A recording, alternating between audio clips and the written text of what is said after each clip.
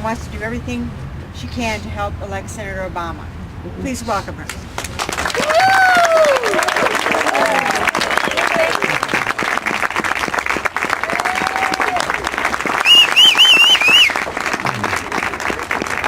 Thank you so much. This is not unfamiliar to me. I live in Idaho. I've lived there for 30 years in a rural community. Not unlike this one, it's actually probably a little less populated than yours, and we didn't have Meredith Wilson. But that's one of the reasons I'm coming to communities, rural communities, all around, not just in Iowa, but all around the battleground states, because I live in a county, as you recall, Idaho is a bright red state, and many of my neighbors identify as Republicans. And I have, I've had some of them come up to me, ease over and say, I voted for George W. Bush and I'm not too happy about it. and then they walk away really quickly because they don't want to be seen talking to the Democrats.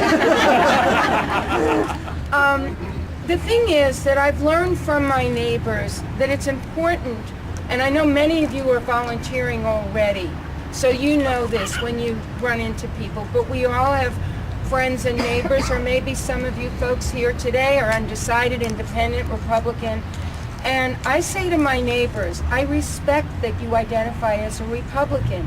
It used to be a better party than it is today. And often I get the head nod. Yeah, I know. And what I say to them is that if you want to get your party back, so that you feel it's representing you and what you want.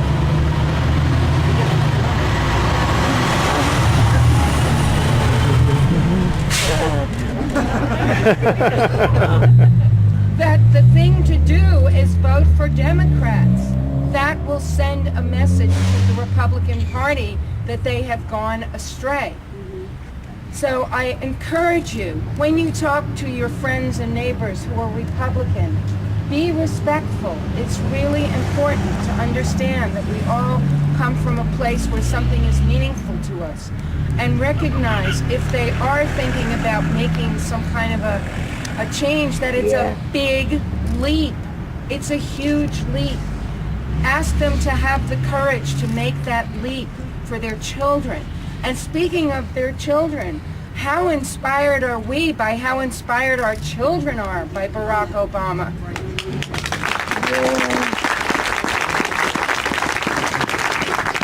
I was a Hillary Clinton supporter, but I was never not a Barack Obama supporter, and my kids were the reverse. They were Obama supporters, and they, would say to me, well, yeah, Mom, she's your demographic. And I would point out the same. But our conversations were always, friendly, non-adversarial. It was like whichever candidate wins, we agreed that we would all go to work to elect that candidate because we were not happy with the direction of the country. And they were inspired by Barack Obama, and I, in turn, was inspired by Barack Obama. And I think we're all seeing in Barack Obama somebody who is also inspiring for sure, but calm, centered, collected, making sound judgments, even about the running of his campaign. It's been very positive. It's been, here's what I'm going to do. And if you look on his website, everybody has sort of an issue. We just heard about Linda, who was an educator. I was like, I vow to all teachers, especially after No Child Left Behind, because I was actually going to be a teacher and another career called me, but the thing, I love learning, and I have passed that on to my 4 children, and in turn I have 4 grandchildren, and that is something that cannot be measured, and Barack Obama knows that, and he in fact embodies that. So that's just one issue. But the beauty about Barack Obama's vision for America is that he understands it's all interconnected. education does connect with jobs and economics and foreign policy for that matter. And if we invent things and we do innovative things and invent alternative energy and we use that and invest in that, that enables us to create jobs, and that takes us off oil, foreign oil, which, you know, is good for our foreign policy, and so on. It is all connected. He is offering 21st century solutions to 21st century challenges. And I know that sounds like talking points, but I made that up.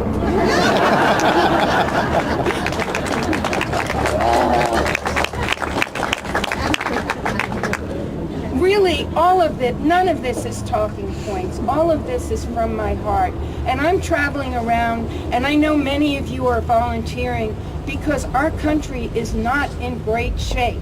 And it is not unpatriotic to look at somebody who is sick and say, I need to help make this person better, and visit them at the hospital. Which brings me to, this is so important, about volunteering. You know, Kevin just talked about volunteering. I would feel a little guilty about saying, oh, come on, folks, I know you can do it, but you all would be thinking, well, yeah, I mean, you don't have a 9-to-5 job, your kids aren't at home anymore, you know, and I'm busy, but I'm... NRA?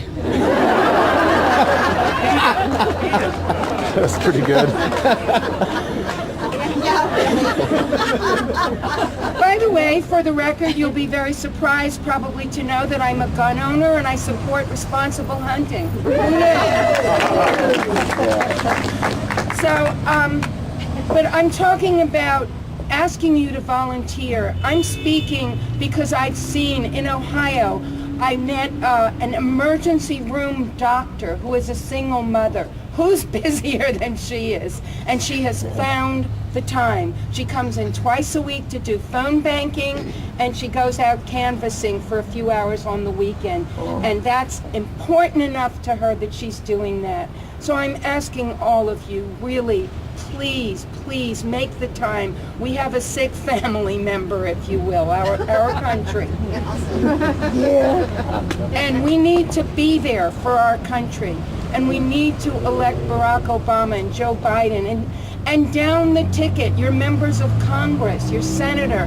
We need to do that because he needs the support to be able to affect the change we need. So I'm going to ask you that, and I'm also going to ask how many have early voted?